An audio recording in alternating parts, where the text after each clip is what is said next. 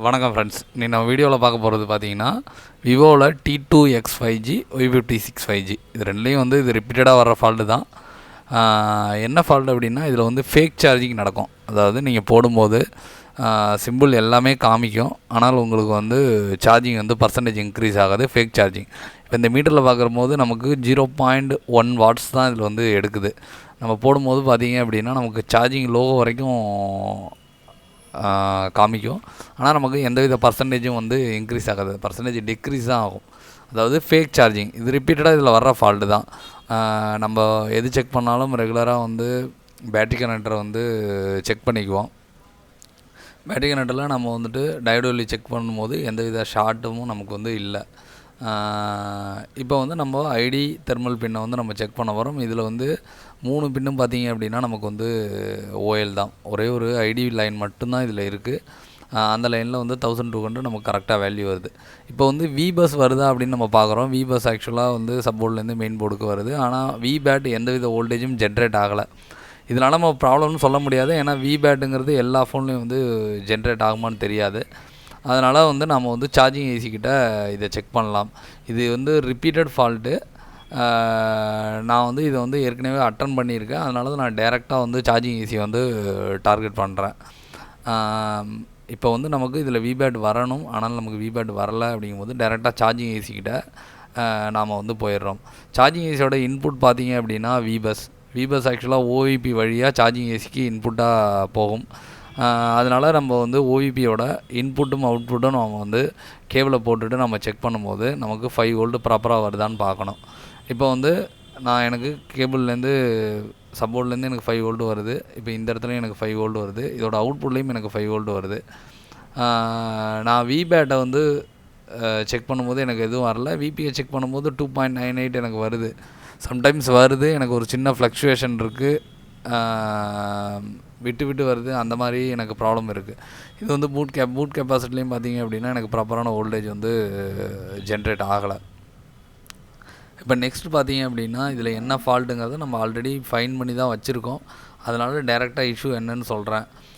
இதில் உள்ள data plus data minus இது எல்லாமே நாங்கள் வந்து ஃபஸ்ட் டைம் வந்தப்போ செக் பண்ணோம். இப்போ இதில் மட்டும் பார்த்தீங்க அப்படின்னா எங்களுக்கு பார்த்தீங்கன்னா விபிஹெச் காயில் இதில் இந்த ஃபோனில் வந்து ப்ராப்ளம். விபிஹெச் காயில் என்ன ஆகுது அப்படின்னா அந்த போர்ட்லேருந்து வந்து டிஸ்கனெக்ட் ஆகிடுது. இப்போ நான் வந்து கேபிளை இன்சர்ட் பண்ணியிருக்கேன். டிசியில் பார்த்தீங்கன்னா ஒரு 28 மில்லியாம்ஸ் 0.028 மில்லியாம்பியரை வந்து உங்களுக்கு எடுத்துகிட்ருக்கு. இப்போ நான் காயில் ஜஸ்ட்டு வந்து நான் ப்ரெஸ் பண்ணேன் அப்படின்னா உங்களுக்கு ஆம்பியர் ரைஸ் ஆகிறத உங்களால் பார்க்க முடியும். இப்போ காயில் வந்து நான் லைட்டாக வந்து ப்ரெஸ் பண்ணும்போது பார்த்தீங்கன்னா உங்களுக்கு ஆம்பியர் சடனாக வந்து 900 மில்லியாம்பியர் போயிடுச்சு. நான் விடும்போது டக்குன்னு பார்த்தீங்க அப்படின்னா 0.25 கிட்ட வந்துடுது. அப்போ நான் காயில் வந்து ஜஸ்ட்டு ப்ரெஸ் பண்ணும்போது இது ரீடிங் வந்து மாறுது. அப்படிங்கும்போது காயில் எனக்கு டிஸ்கனெக்ஷன் இருக்குது அப்படிங்கிறத வந்து நாங்கள் வந்து ஃபைன் பண்ணோம். இந்த காயில் வந்து நீங்கள் சேஞ்ச் பண்ணாலே பார்த்தீங்க அப்படின்னா உங்களுக்கு வந்து இஷ்யூ வந்து சால்வ் ஆகிடும். நீங்கள் சேஞ்ச் பண்ணுற காயில் விபிஹெச்சில் உள்ள 1 மைக்ரோஹென்றி காயில் எதை வேணாலும் எடுத்து நீங்கள் செக் பண்ணிக்கலாம். ஆனால் பக்காயில் பவரைஸை சுற்றி உள்ள பக்காயில் பார்த்தீங்க அப்படின்னா 1 மைக்ரோஹென்றிக்கு கீழே இருக்கும், அதை வந்து நீங்கள் போட்டுறாதீங்க. விபிஹெச் காயில் எது வேணாலும் நீங்கள் எடுத்து யூஸ் பண்ணிக்கலாம்.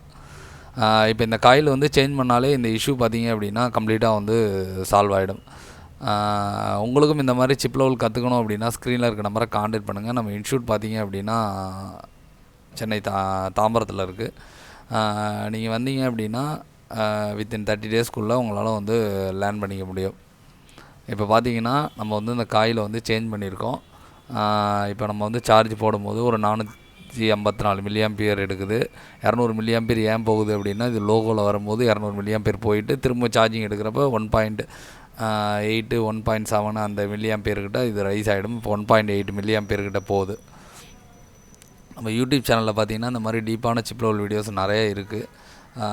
சேனலை கொஞ்சம் சப்போர்ட் பண்ணுங்கள். சேனலை வந்து உங்கள் ஃப்ரெண்ட்ஸுக்கும் வந்து ஷேர் பண்ணி விடுங்க. சேனலில் வந்து நல்ல வியூஸ் கமெண்ட்ஸ் வரும்போது நம்ம வந்து இந்த மாதிரி வீடியோஸ் போடுறதுக்கு நமக்கும் வந்து ஒரு மோட்டிவேஷனலாக இருக்கும். இப்போ பார்த்தீங்கன்னா உங்களுக்கு 1.7 மில்லியாம்பியர்கிட்ட எனக்கு வந்து எடுக்க ஆரம்பிச்சிருச்சு. இது வந்து டைரெக்டாகவே பார்த்தீங்க அப்படின்னா காயில் தான் இஷ்யூ. நம்ம காயில் மாற்றுறது மூலமாகவே இந்த இஷ்யூ ரெடி ஆகிடும். இப்போ பார்த்தீங்கன்னா நமக்கு பக்காவாக எடுக்குது. ஆனால் எனக்கு இதை ரெடி பண்ணி முடித்த பிறகு இதே இதில் பேஸ் பேண்ட் அன்னவுன் இஷ்யூ ஒன்று வந்துச்சு. நான் இதிலே பார்த்தீங்க அப்படின்னா நெக்ஸ்ட்டு போடுற வீடியோவில் இதே மாடலில் நான் அந்த ஃபால்ட்டையும் எப்படி ரெடி பண்ணேன் அப்படிங்கிறத வந்து நான் போடுறேன். பேஸ் பேண்ட் அன்னவுன் ஏன் வந்துச்சு அப்படிங்கிறதும். இந்த மாடலில் இந்த 2 இஷ்யூமே இருக்குது. அதாவது சார்ஜிங் ஃபேக் சார்ஜிங் இருக்குது, பேஸ் பேண்ட் அன்னவுன் வர இஷ்யூவும் இருக்குது. இப்போ பார்த்தீங்கன்னா நமக்கு வந்து 1 ஆம்பியருக்கு மேலே எடுத்துருச்சு. நமக்கு ஒரு 10 வாட்ஸ் கிட்ட சார்ஜ் ஏற ஆரம்பிச்சிருச்சு. இந்த ஆம்பியர் மீட்டரில் இப்போ நமக்கு ஷோ ஆகுது. நம்ம வீடியோஸை மிஸ் பண்ணாமல் இருக்க சேனலை மறக்காமல் வந்து சப்ஸ்கிரைப் பண்ணிக்கங்க. நமக்கு வந்து பேசிக்லேருந்து அட்வான்ஸ் வரைக்குமே நம்ம வீடியோஸ் வந்து போட்டுக்கிட்டுருக்கோம். இப்போ பார்த்தீங்கன்னா நமக்கு சார்ஜிங் லோகோ காமிச்சிருச்சு. உங்களுக்கும் இந்த மாதிரி ஃபேக் சார்ஜிங் வந்துச்சு அப்படின்னா நீங்கள் இந்த மாதிரி காயில் மாற்றுறது மூலமாக ரெடி ஆகிடும். மறக்காமல் 1 மைக்ரோ ஹென்றி காயில் மட்டும் மாற்றுங்க. பக் ஆயில் போட்டிங்கன்னா வேறு பக் ஆயில் போட்டிங்கன்னா ஒர்க் ஆகாது. Thanks friends.